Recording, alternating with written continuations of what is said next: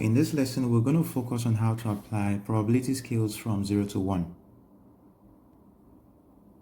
So I mentioned in the previous lesson that probability is how likely something is to happen, or probability is the chance of something happening. And probability can be expressed as fractions, decimals, or percentages. And they always take value from 0 to 1. So to measure probability as a value, instead of using words like impossible, unlikely, very likely, and certain, we tend to use a scale from 0 to 1. Now I need you to take a look at the probability scale.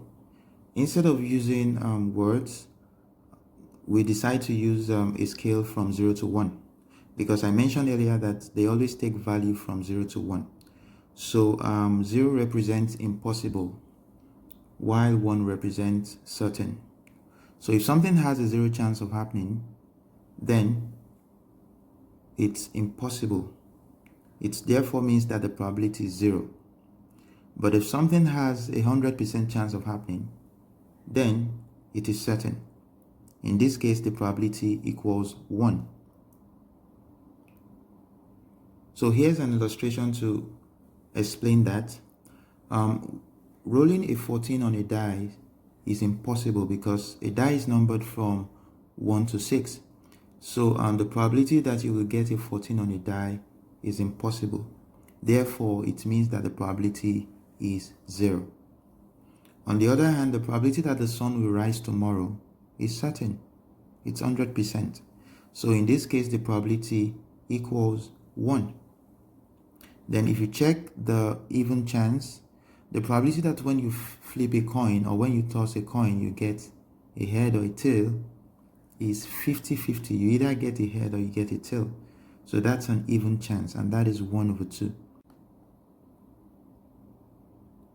So how do we express probability? Probabilities are most commonly shown as fractions, and the probability of an outcome happening is written as the number of ways the outcome can happen divided by the total number of possible outcomes. So we use this formula to calculate the probability of an outcome happening. So if I roll a dice, for example, there are 6 numbers on the faces. So there are 6 possible outcomes, because on a die you have it numbered from 1 to 6. So if I ask that what is the probability of getting a 3 when you roll a dice? The probability of getting a 3 when you roll a dice is a 1 in 6, because there is only a single 3 on a dice. So the probability of getting a 3 on a dice equals the number of ways the outcome can happen, which is 1, divided by the total number of possible outcomes, which is 6. Alright? The probability that when I flip a coin I will get a tail is 50-50 chance, is an even chance. As you can see, the probability of getting a head is 1 over 2, and the probability of getting a tail is 1 over 2. So if an event has a 50-50 chance of happening, we use the word even chance to describe the probability. So let's take a look at example 1. A shape is chosen at random from grid 1. What is the probability that it will be a triangle? So the first thing we need to do is to find the total number of possible outcomes. And how do we achieve that? We need to count the number of shapes we have in grid 1. Now it doesn't matter if the shapes are repeated or not. You count the shapes one after the other. So the total number of possible outcomes we have equals 12, because we have 12 of them.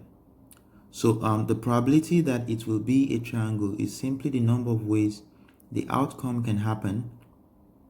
You count the number of triangles you have, that's 6 divided by 12.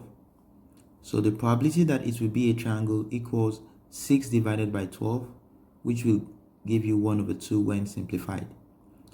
Now the probability that it will be a circle, you also do the same thing. You count the number of circles you have in grid 1.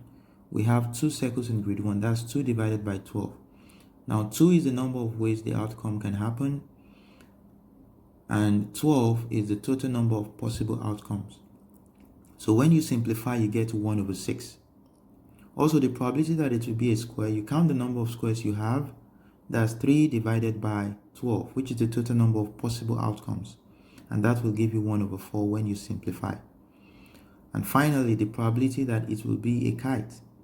Now, if you look at grid 1, you discover that you don't have any shape that looks like a kite.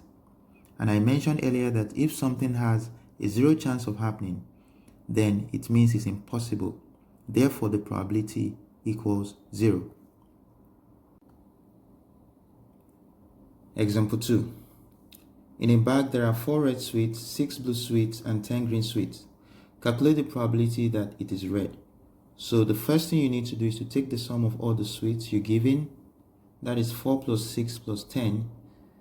And that will give you 20 sweets altogether. So the total number of possible outcomes equals 20. Now to calculate the probability that it is red, you simply do the number of ways possible divided by the total number of possible outcomes. The number of ways possible equals 4, and the total number of possible outcomes equals 20. So that's 4 divided by 20. When you simplify, you get 1 over 5. The probability that it is blue, you do the same thing. The number of ways possible, which is 6 divided by 20, you get 3 over 10.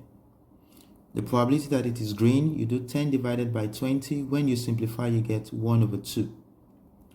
The probability that it is red or blue, for this one, you find the number of ways possible you can get a red sweet and blue sweet. So that's 4 plus 6 divided by 20. So 4 plus 6 will give you 10 divided by 20. And when you simplify, you get 1 over 2. And finally, the probability that it is yellow. Remember I said that if something has a 0 chance of happening, then the probability equals 0. So since we don't have yellow sweets mentioned in the question, then the probability that it is yellow equals 0. Example 3. Amel rolls a fair dice. Calculate the probability of getting a 3. Now remember that a die is numbered from 1 to 6. So the total number of possible outcomes equals 6. So the probability of getting a 3 on a dice is simply 1 over 6. Because on a dice you have it numbered from 1 to 6. And there is a single 3 on a dice. So we do the number of ways possible, which is 1, divided by the total number of possible outcomes, which is 6. So our final answer is 1 over 6. Now what is the probability of scoring an odd number? Now in a dice you have odd numbers which are 1, 3, and 5. So the number of ways possible is 3 divided by the total number of possible outcomes, which is 6. So when you simplify, you get 1 over 2. Also, calculate the probability of scoring an even number. On a dice as well, you have even numbers which are 2, 4, and 6. So we have a total number of 3. So the number of ways possible you could get an even number on a dice is 3.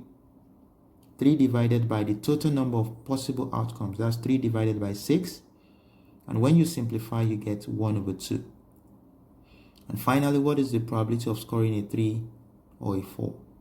Now, the probability of scoring a 3 is 1 over 6, and the probability of scoring a 4 is 1 over 6. Why? Because we have just a single 3 on a dice, and we have just a single 4 on a dice. So the probability of scoring a 3 is 1 over 6. The probability of scoring a 4 is 1 over 6.